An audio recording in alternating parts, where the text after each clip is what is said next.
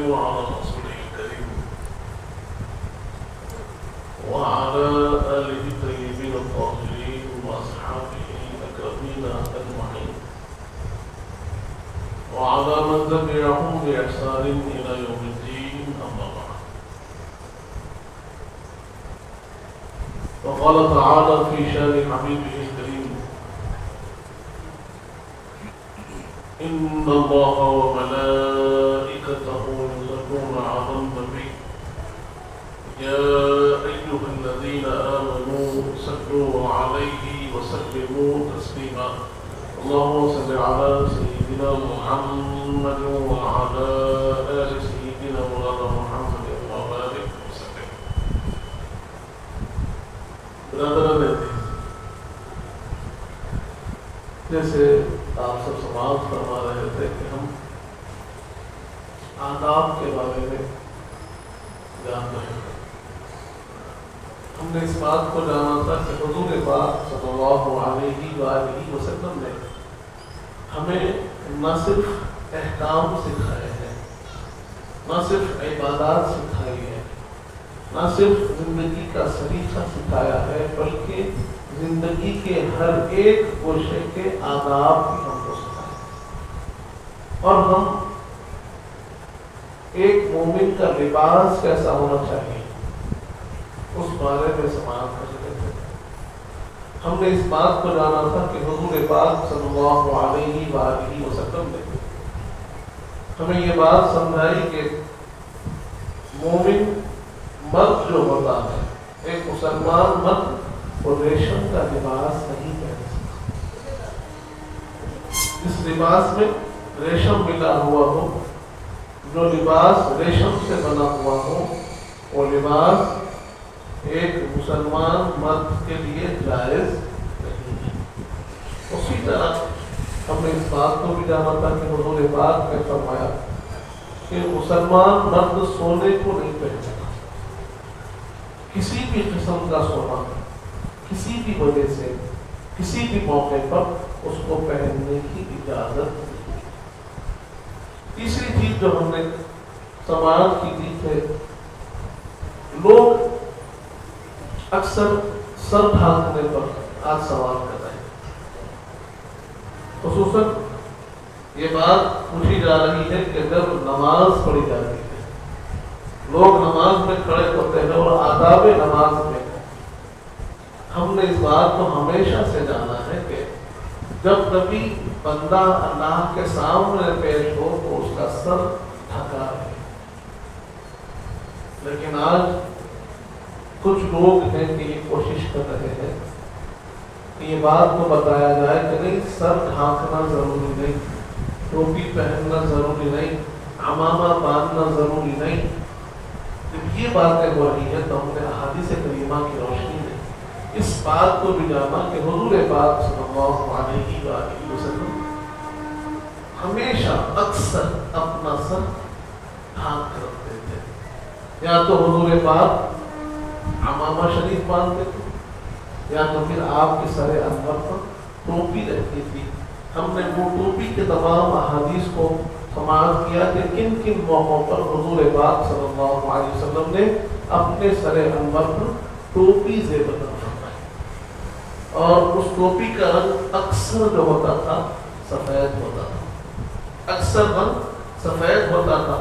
آپ کے عمامہ شریف کا بھی اکثر رنگ سفید ہوتا تھا، لیکن بعض وقت کالے رنگ کے عمامہ پہننے کا بھی ذکر ملا ہے احادیث کریمہ میں.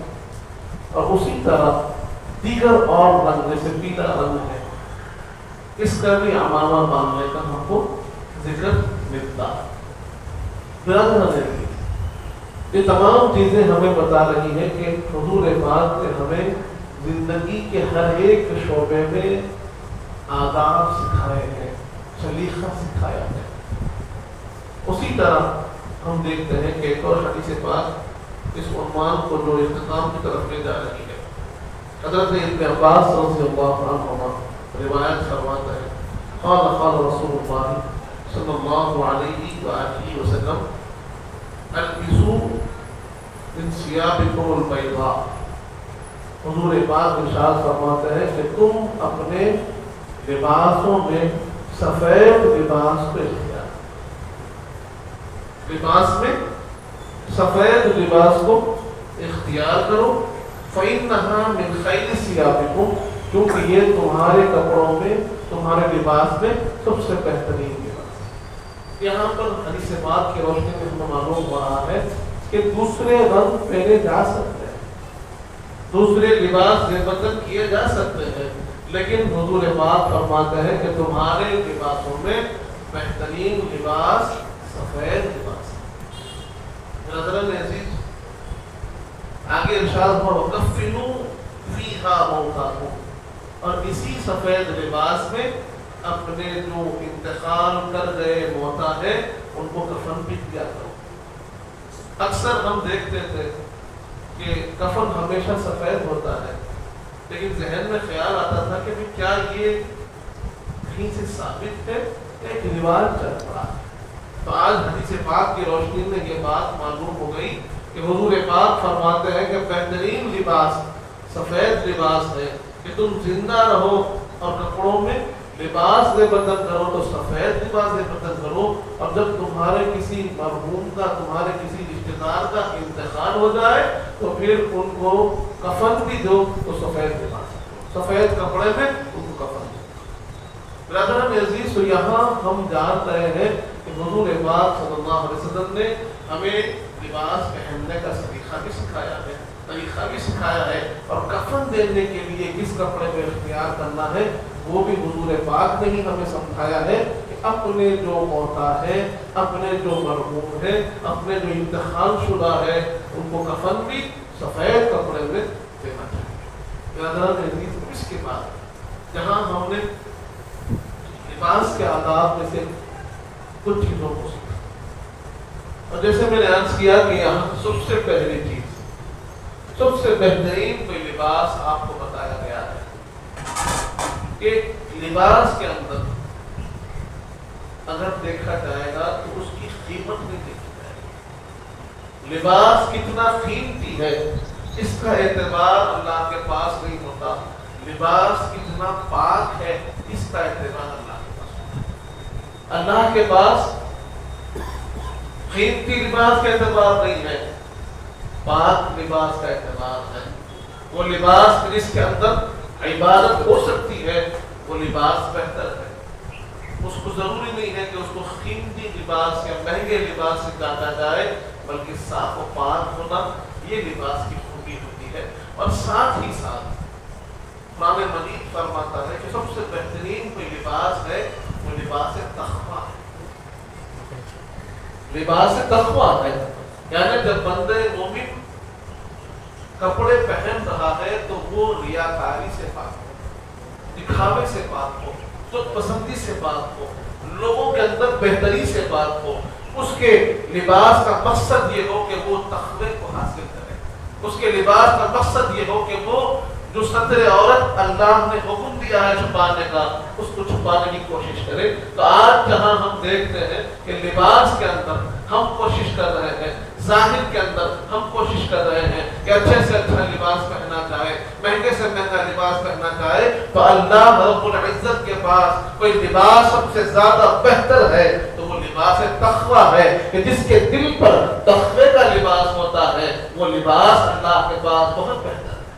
آج ہمارا افسوس کی بات یہ ہوتی ہے کہ ہم جو کوشش اپنے ظاہر پہ کر رہے ہیں، جو کوشش ہم اپنے جسم پہ کر رہے ہیں، جو کوشش ہم اپنے دکھاوے پہ کر رہے ہیں، دکھنے پہ کر رہے ہیں، وہ کوشش ہم اپنے دل پر نہیں کر رہے ہیں، وہ کوشش ہم اپنی نیت پر نہیں کر رہے ہیں، وہ کوشش ہم اپنے اعمال پر نہیں کر رہے ہیں، وہ کوشش ہم اپنے اعمال کی درستگی کے لیے نہیں کر رہے ہیں۔ جیسے آج ہم اپنے لباس کو معطر کرتے ہیں، کیا ہم اپنی نیتوں کو بھی معطر کر رہے ہیں، اس کو پاک و صاف کر رہے ہیں، اس کے جو اللہ کے سامنے پیش ہونا ہے وہ کیفیت کو کیا ہم آخرت تک حاصل کر رہے ہیں؟ برادران عزیز، تو یہاں ہمیں ان باتوں کو سیکھنا ہوگا کہ جتنی محنت ہم ظاہر پہ کرتے ہیں، جتنی محنت ہم لباس پہ کرتے ہیں، جتنی کوشش اچھے دکھنے پر کرتے ہیں، اس سے زیادہ کوشش اپنے قلب پر ہونی چاہیے، اپنے کردار پر ہونی چاہیے۔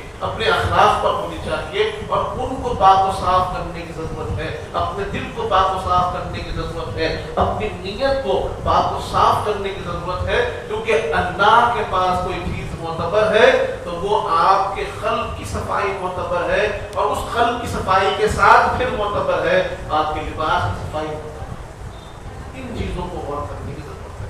اب دوسرا عنوان ہم دیکھ رہے ہیں کہ حضور پاک صلی اللہ علیہ وآلہ وسلم نے جہاں ہمیں لباس پہننے کا بھی سلیقہ سکھایا ہے، وہیں پر آداب مجلس بھی ہمیں سکھایا کہ اپنی محفلوں میں، اپنی مجلسوں میں کیسے رہیں، اس کے آداب کیا ہیں۔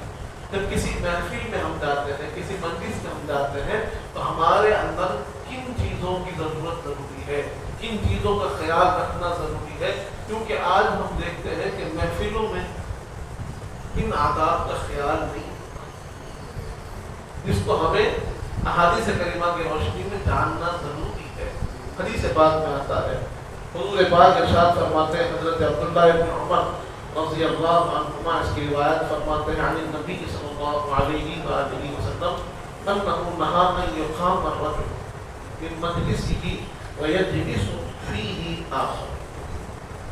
ارشاد ہوا کہ مجلس کیا تھا، آپ جب کچھ لوگ بیٹھے ہوئے اور ایک محفل، ایک مجلس جاری ہے، اس مجلس کے دوران کوئی شخص اپنی کسی حاجت کے لیے کھڑا، کسی کام کے لیے اپنی جگہ سے اٹھا، تو آپ فرماتے ہیں کہ حضور پاک نے منع فرمایا ہے کہ وہ شخص اٹھا تو فوراً کوئی دوسرا آ کر اس کی جگہ پر بیٹھے۔ تو کسی غرض سے اٹھا ہے، کسی کام سے اٹھا ہے، اور ہم دیکھ رہے ہیں کہ وہ اپنے کام کے لیے جا رہا ہے، تو اس کی جگہ فوراً جا کر بیٹھ جانا یہ آداب مجلس کے خلاف ہے۔ حضور پاک فرماتے ہیں ایسا نہیں کرنا چاہیے، مجلس کو آپ جگہ دیجیے، اس کی جگہ چھوڑ کر بیٹھیے، اس غرض سے کہ وہ میرا بھائی جو گیا ہوا ہے واپس آئے گا تو وہ اپنی جگہ پر بیٹھ جائے۔ حضور پاک فرماتے ہیں کہ تم ایسے نہ کرنا کہ فوراً کوئی اٹھا اور جا کر تم اس کی جگہ پر بیٹھو۔ آج ہم یہ بات کو دیکھ رہے ہیں، آج ہماری محفلوں میں یہ بے مرامتی چل ہو رہی ہے کہ آدمی اٹھتا ہے کسی سے ملنے کے لیے تو دوسرا آ کر اسی کرسی پہ بیٹھ جاتا ہے۔ ایسا کیوں ہو رہا ہے؟ اس کی وجہ کیا ہے؟ میں سمجھتا ہوں کہ اس کی وجہ کسی کو تکلیف دینا نہیں ہے، اس کی وجہ یہ نہیں ہے کہ واقعتاً اس کی جو ہے کرسی لے لی جائے، بلکہ اس کی وجہ یہ ہے کہ ہم واقف نہیں ہیں آداب مجلس سے، جو حضور پاک نے ہم کو سکھائے ہیں کہ اگر کوئی شخص اپنی جگہ ہے، ہاں یہاں تک آپ کو اطمینان ہو گیا کہ اب وہ لوٹنے والا نہیں ہے، اب وہ محفل میں آنے والا نہیں ہے، اب وہ پھر اس جگہ پر بیٹھنے والا نہیں ہے، اس بات کا یقین ہے تو پھر اجازت ہے اس جگہ کو استعمال کرنے کی۔ لیکن اگر محفل جاری ہے، آدمی کسی غرض سے اٹھا ہے، تو پھر اس کی اس جگہ کو آدمی کو چاہیے کہ چھوڑ دے، اپنے بھائی کے لیے اپنے بھائی کا خیال رکھے۔ یہ کیفیت ہمارے اندر آج نظر نہیں آتی، جو حضور پاک ہمیں اتنی چھوٹی چیز بھی سکھا رہے ہیں، آداب محفل و مجلس بھی ہمیں بتا رہے ہیں۔ آگے ارشاد ہوتا ہے وَلَٰكِن تَفْسَحُوا وَتَوَسَّعُوا، بلکہ اپنی مجلسوں کو بڑھا کرو، وسیع بناؤ۔ حضور پاک فرماتے ہیں کہ اس میں جگہ کو اضافہ کرو، مجلس کو بڑا کرو، محفل کو بڑا کرو، اور ایسے رکھو کہ آنے والا بھی بیٹھے اور کوئی دوسرا آئے تو اس کے لیے بھی جگہ فراہم ہو سکے۔ وَكَانَ ابْنُ عُمَرَ يَكْرَهُ أَن يَقُومَ الرَّجُلُ مِن مَجْلِسِهِ ثُمَّ يَجْلِسُ مَكَانَهُ۔ وہی بات کو حضرت ابن عمر ہمیشہ اپنی محفل میں خیال رکھتے تھے۔ آپ اس بات کا خیال رکھتے تھے کہ اگر کوئی بندہ اٹھ کر محفل سے گیا ہے تو کوئی دوسرا آ کر فوراً اس کی جگہ پر نہ بیٹھ جائے، بلکہ اس کی جگہ کو وہاں پر خالی رکھا جائے، اس خیال سے کہ اگر وہ واپس آئے تو اسے آنے میں بیٹھنے میں زحمت نہ ہو، بلکہ اس کی جگہ وہاں پر مقرر ہو۔ برادران عزیز، تو یہ آداب محفل ہے، اس کو ہمیں سیکھنا چاہیے، اس کو سکھانا چاہیے، کیونکہ جب ہم آداب کا خیال رکھیں گے تو محفل میں بھی ادب ہوگا، اس شخص میں بھی ادب ہوگا، لوگوں میں بھی ادب ہوگا۔ اگر بے مرمتی ہو جائے گی، ایک دوسرے دوسرے کا خیال نہ رکھا جائے گا تو پھر وہ جو ایک دوسرے کے ساتھ تعلق ہے محبت کا، ایک دوسرے کے ساتھ تعلق ہے رفاقت کا، وہ کہاں باقی ہے؟ اگر ہم اپنے بھائی کا خیال نہیں رکھیں گے تو وہ اس کے جواب میں آپ کا خیال نہیں رکھے گا. اس طریقے سے محبت کم ہوتی چلی جائے گی، احساس کم ہوتا چلا جائے گا. اور حضور پاک چاہتے ہیں کہ مومن ایک دوسرے کی احساس رکھے، ایک دوسرے سے محبت رکھے. اس لیے چھوٹی چھوٹی چیز میں خیالداری کو حضور پاک سکھا رہے ہیں. آگے ارشاد ہوتا ہے، ایک اور حدیث پاک میں ارشاد ہوا، حضرت ابو ہریرہ رضی اللہ عنہ اس کی روایت فرماتے ہیں کہ رسول اللہ صلی اللہ علیہ وآلہ وسلم قال اذا قام احدكم، وفي حدیث من قام من مجلسه ثم رجع الیہ فهو احق. وہی بات کی اور توصیف اور توضیح ہوتی ہے کہ حضور پاک فرماتے ہیں کہ ایک محفل و مجلس سے کوئی شخص اٹھا اور پھر واپس آیا تو جس جگہ سے وہ اٹھا تھا اس کا حقدار وہی کہتا ہے کہ اگر کوئی شخص وہاں بیٹھ بھی جائے اور پہلے سے بیٹھا ہوا آدمی واپس آئے تو اس کو چاہیے کہ وہ ہٹ کر اس کو جگہ پر. یہ چھوٹی چھوٹی باتیں ہیں جو آپ کی محفلوں کو سنوارتی ہے، سدھارتی ہے. آداب محفل ہم دیکھتے ہیں، ہم بزرگوں کے پاس ہم دیکھتے تھے آداب محفل سکھائے جاتے ہیں. بزرگوں کے پاس آنا کیسا ہے، محفل میں آنا کیسا ہے، محفل سے جانا کیسا ہے، سکھایا جاتا تھا. کیونکہ اگر محفل میں آداب ہوں گے تو پھر اس محفل کی کامیابی، اس کا مضمون بھی کامیاب ہوگا کہ جس مضمون سے لوگ جمع ہوئے ہیں، اس مقصد سے لوگ جمع ہوئے ہیں، تبھی وہ چیز اچھی نظر آئے گی جس محفل میں آداب. برادران عزیز آگے ارشاد ہوتا ہے، حضور پاک ارشاد فرماتے ہیں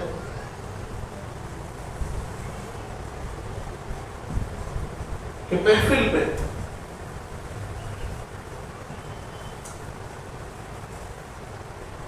آدمی جو بیٹھتا ہے اور اس مجلس کا خیال رکھا جائے گا،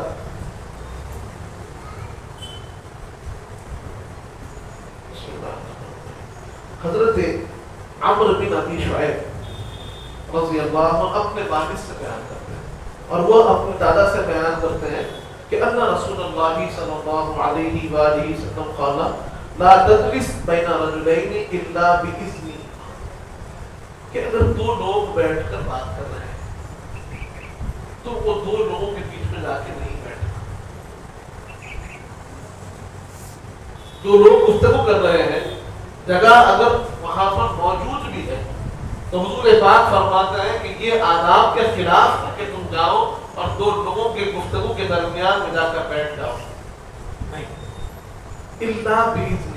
ہاں اگر کوئی اور جگہ نہیں ہے اور آپ نے ان دونوں میں سے کسی سے اجازت لے لی کہ بھائی میں یہاں بیٹھ جاؤں اور انہوں نے اجازت دی تو یہاں بیٹھ سکتے. یہ حضور پاک سکھا رہے ہیں کہ اگر گفتگو چل رہی ہے، آداب یہ ہے کہ دو لوگوں کے درمیان میں جا کر نہیں بیٹھنا.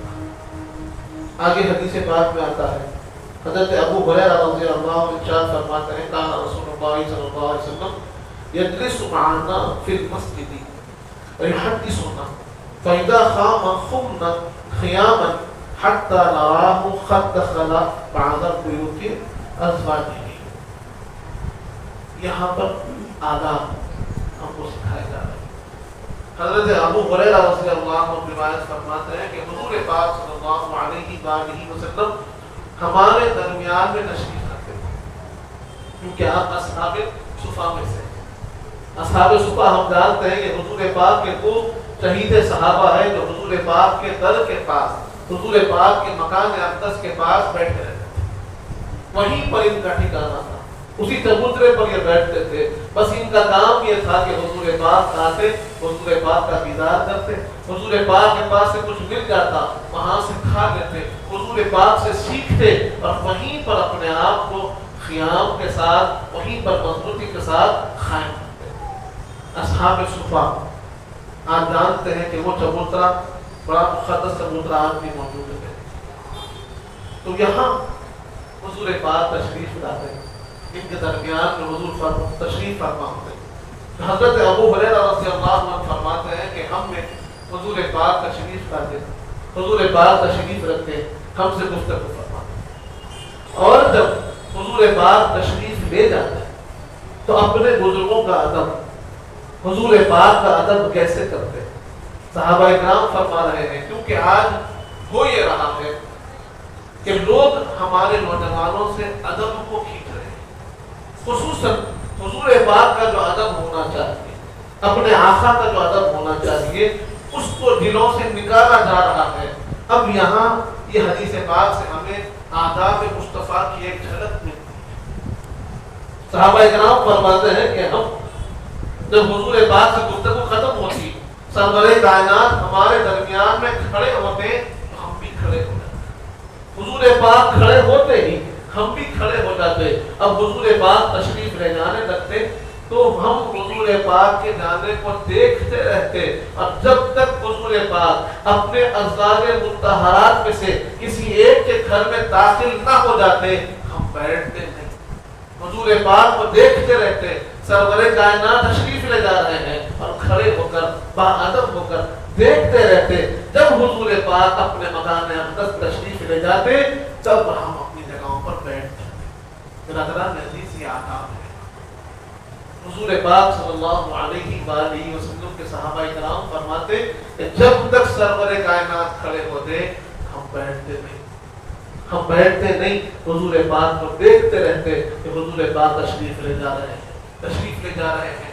آج اس بات پر افسوس ہوتا ہے کہ ہم دیکھتے ہیں ہمارے ہی اپنے معاشرے میں کچھ لوگ کہتے ہیں کہ نہیں، کھڑے ہو کر سلام پڑھنے کی کیا ضرورت ہے؟ کیا ضرورت ہے کہ آپ کھڑے ہو کر سلام پڑھتے ہیں؟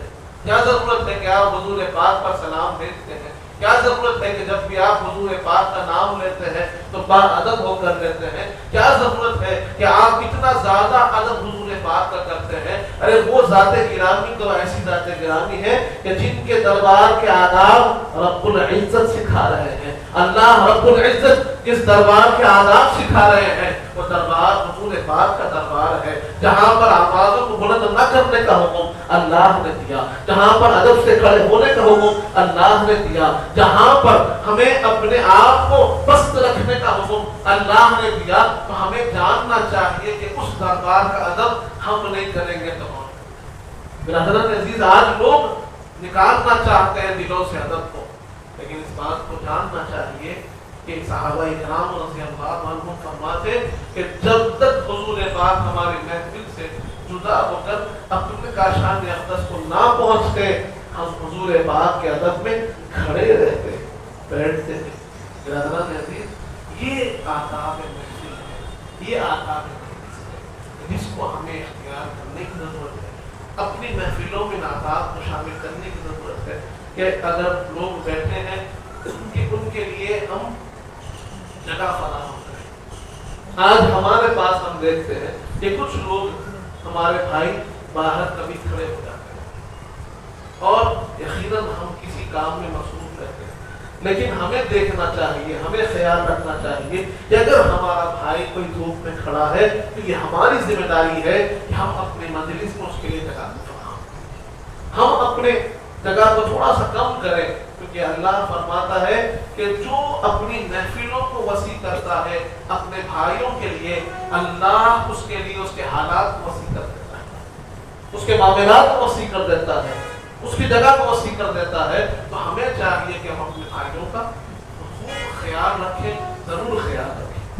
آگے حدیث بات میں آتا ہے حضرت ابو سعید خدری رضی اللہ عنہ روایت فرماتے ہیں قال سمعت رسول اللہ صلی اللہ علیہ وآلہ وسلم یقول خیر المجالس اوسطها، کہ بہترین مجلس کون سی ہے؟ جس میں سب کے لیے جگہ ہو. بہترین مجلس وہ ہے کہ جہاں آپ سب کے لیے جگہ فراہم کریں، آپ اس کو وسیع کریں، اس کو آپ بڑا رکھیں. ایسے نہیں کہ ہم دیکھ رہے ہیں فلاں نہ آئے فلاں نہ آئے، ایسی مجلس اچھی نہیں. مجلس وہ اچھی ہے جس میں سب کے لیے جگہ رکھی جائے، سب کا استقبال کیا جائے اور سب کے لیے آدمی کوشش کرے کہ اس کو بھی جگہ ملے، مجھے بھی جگہ. حدیث پاک میں آتا ہے کہ ہم اپنے مجلسوں کو وسیع سے وسیع کریں اور اپنے بھائیوں کا خیال رکھیں۔ برادران عزیز، بظاہر یہ باتیں بڑی ہم کو ایسے دیکھا کہ یہ ایک عام بات ہے، ایک سادہ بات ہے، لیکن جب آپ اس کی اثر کو دیکھیں گے، جب آپ دیکھیں گے کہ اس کا اثر کیا ہے، تو آپ دیکھیں گے کہ اس کا سب سے بنیادی اثر یہ ہوگا کہ ایک مومن کے دل میں دوسرے مومن کے لیے خیالداری پیدا ہوگی، اس کے لیے محبت پیدا ہوگی، اس کے لیے جگہ پیدا ہوگی۔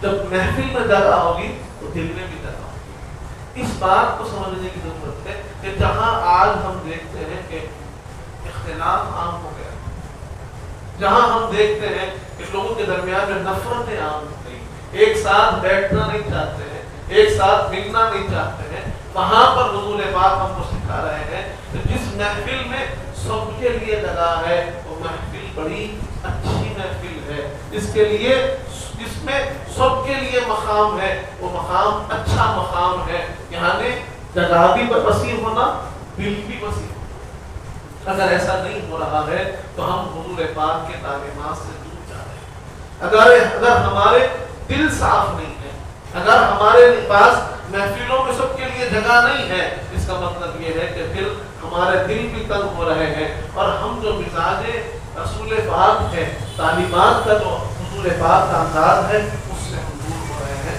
تو ہمیں چاہیے کہ ان تعلیمات کو اختیار کریں، اپنے اندر جو احادیث ہم سیکھ رہے ہیں، جو آداب ہم سیکھ رہے ہیں، اس کا مقصد ہی یہ ہے کہ اس کو اپنی زندگی میں امپلیمنٹ کریں، اپنے پاس، اپنے ماحول میں، اپنی صبح شام میں اس کو شامل کریں، تاکہ ہم احادیث پر چلنے والے بن جائیں، حضور پاک کے تعلیمات پر چلنے والے بن جائیں، تبھی جا کر ہماری کامیابی ہوگی۔ اگر ہم حضور پاک کے راستے پہ نہیں چلیں گے تو کامیابی کیسے حاصل ہوگی؟ اسی لیے ہمارا مقصد ہی یہ ہے کہ ہم احادیث کریمہ کو سنیں، سیکھیں اور اس پر عمل کرنے کی بھرپور کوشش کریں، تبھی ہم کامیاب ہوں گے۔ اللہ تعالیٰ سے دعا ہے ہمارے جب تک زندہ اسلام پر موت ایمان پر دے، وقت نظر حضور پاک صلی اللہ علیہ وآلہ وسلم کا دیدار نصیب فرما، میرے پر صالح متقیوں پر اعزار بنا، ہمارے گناہوں کو معاف فرما، ہمارے گناہوں کو نیکیوں سے تبدیل کر دے مالک، ہم میں جو پریشان حال ہیں پریشانیوں کو دور فرما، ہم میں جو بیمار ہیں انہیں شفا کاملہ عطا فرما، ہم میں جو مخلوق ہیں ان کے خلق کو عطا فرما، جو بچیاں بیٹھی ہوئی ہے ان کا نصیبہ نیک فرما، جن کی شادیاں ہو چکی ہے ان کی زندگیوں میں خوشیاں عطا فرما، جو کچھ کہے ہیں جو کچھ سنے ہیں اس پر عمل کرنے کی توفیق عطا فرما۔ حضور پاک صلی اللہ علیہ وآلہ وسلم کا سچا غلام امتی بنا ہمیں، اہل بیت اطہار کا سچا غلام بنا، صحابہ اکرام کا چاہنے والا بنا، اولیاء اللہ کا چاہنے والا بنا، ان کے بتائے ہمیں راستے پر چلنے کی توفیق عطا فرما۔ وصلی اللہ تعالی علی خیر خلقہ سیدنا محمد وعلی آلہ وصحبہ وسلم والحمد للہ۔ سرکار آپ کا محتاج کرم ہے، نسبت کی قسم ہے، نسبت کی قسم ہے۔